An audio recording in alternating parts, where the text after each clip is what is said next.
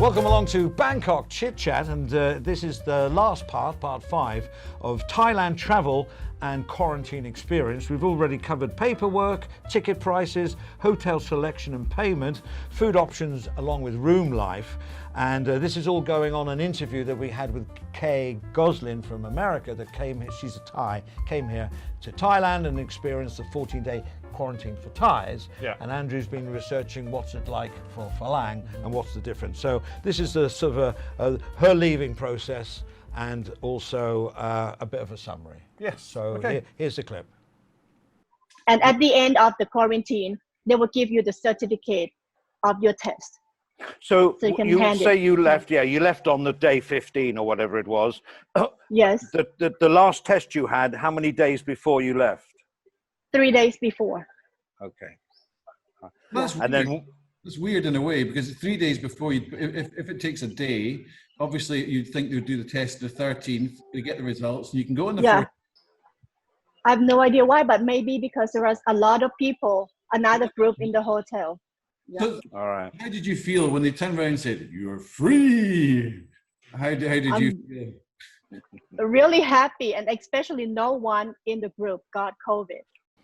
And of course, I've just remembered, not on that clip, is she could go anywhere she wanted from that hotel free. They gave her a bus. Right. Yeah. And she could have gone to Chiang Mai and it would have been free. But she actually went to, where was it? Bang Saray, Right. which is near Jomtien. Yeah. All right, so anything else?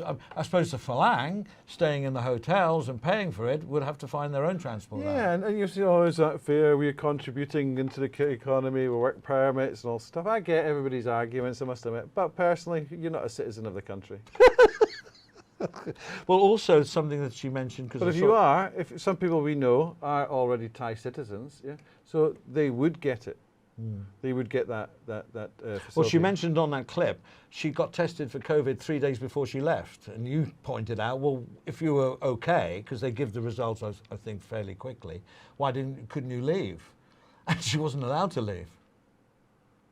Right, okay. Remember yeah, her saying that? Yeah, and I didn't quite understand, why wouldn't you? I suppose it takes... Let me out! Well, people didn't know how long it would take for the test to be completed, yeah? But I think now you're supposed to be doing it in a matter of a few hours. Well, Joe Rogan does on it the to his day. guests as they come in, and 20 minutes is done. Right, well... And the okay. White House is even quicker, apparently. Right, okay. So basically, then she should be done on the same day before the leave, just to make sure, yeah? So I think it's about 3 to 4 tests you get during your time there, yeah? Yeah. And then you're sort of released... Into the and you get into a the general certificate. population. You get a certificate of cleanliness. Oh, you do? Now, Yeah. why? Why do you get that? I'll give you my idea. Well, I haven't got any I'm idea. going to ask the question and listen. It's to the something to answer. go up on your wall, I don't know. Well, maybe that's one thing, yeah. I'm COVID-free. Because there has been situations, not just in Thailand, but elsewhere, where somebody's had it and they've been more or less ostracized, and there's fear within the society. So there's a document there. And this is something people have to deal with. Now, remember the AIDS many, many years ago, what was it, in the 1990s, yeah? It really came out.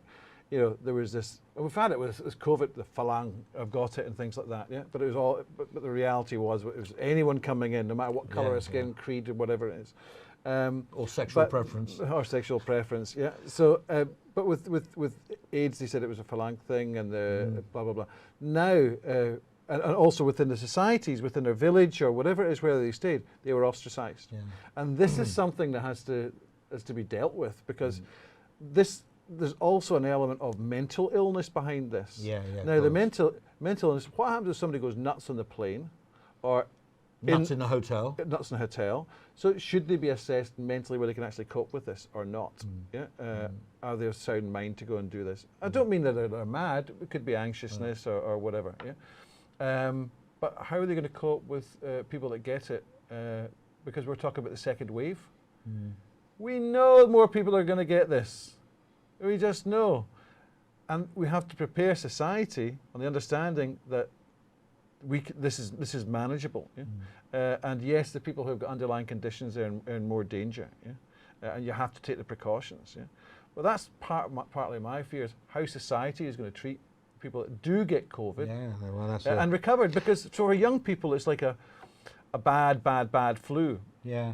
I actually watched another program and they said when people are released, or people went through it, they said it was nothing like flu. It was far worse because they couldn't breathe. Oh yeah, and I mean things that like was that. in the worst scenarios, but there were so many that were asymptomatic as well. But this is not what we're talking. To summarise, anyway, all the parts that we've done, as Kay said for the Thai, she gave it 9 out of 10. She didn't give 10 out of 10 because of the food portions were small. Bless her. But no, but seriously, I thought. That's fantastic. the way, compared with the UK where you go back 14-day self-quarantined, well, to me, that sounds unsafe to me. I think there's also a cultural difference because the Brits is such a, no, I'm not getting into politics, but democracy of am I right and all this sort of stuff. Cotton wool society in many ways. It's certainly changed since we were younger.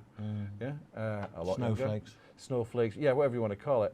And I think here people will follow the rules. The rules. Yeah, absolutely. Not everybody, yeah. No. Because we've gone through certain coups and things like that in the past, and we went through our curfew here, just a month ago. Yeah? Well, see, the thing here is that masks are more or less, may I say, part of the culture here. They've been wearing them for many years. Pollution. Well, pollution, but also when someone is sick, they wear a mask. Not everybody, I'm not saying that. But masks were not like, God, someone's wearing a mask. You saw someone and you accepted it, they're wearing a mask. Whereas in the UK, no one wore masks. So to suddenly have to wear masks, it was a biggie. All right. But that's what I'm saying. That's my summary. I'm going to ask you, if you from what we've discussed the Farang side, maybe you can give back your comments yourselves. What would you score? Now, from Kate's side, it was 9 out of 10. Yeah. From what you hear, what the foreigner has to go through the process. From what you hear, not experienced. Yes. Yeah. What score would you give? I would give it a 9 out of 10. Because what else?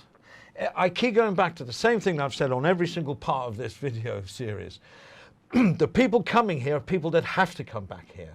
For a reason, whether it's for the heart, for the heart meaning loved ones, or surgical it could be, the heart ones, permanent residency. You've got to get back because this is where you belong. This is your home. If you don't belong here, then you have to go through this to make all of us here safe. If it costs you between 35 and 70,000, then so be it. And it's not going to be any worse than Kay's experience. Food-wise, room-wise, whatever. You must go back and watch the original interview because there's photographs of a hotel room, her being escorted in the coach with the police in front, being tested, and all the precautions that were made. And there'll be a link in the description. There'll be a link in the description. So from me, that's it. And from me, that's you an old expected me to program. say so. That's it. enough for me as well. Yeah, please like, if you liked it, like it. If you didn't like it, then dislike it. Share if you want to, that helps us a lot. And if it's the first time you've been seeing us, then please subscribe if you like what you saw. Thanks for watching. See you later. Bangkok ChitChat.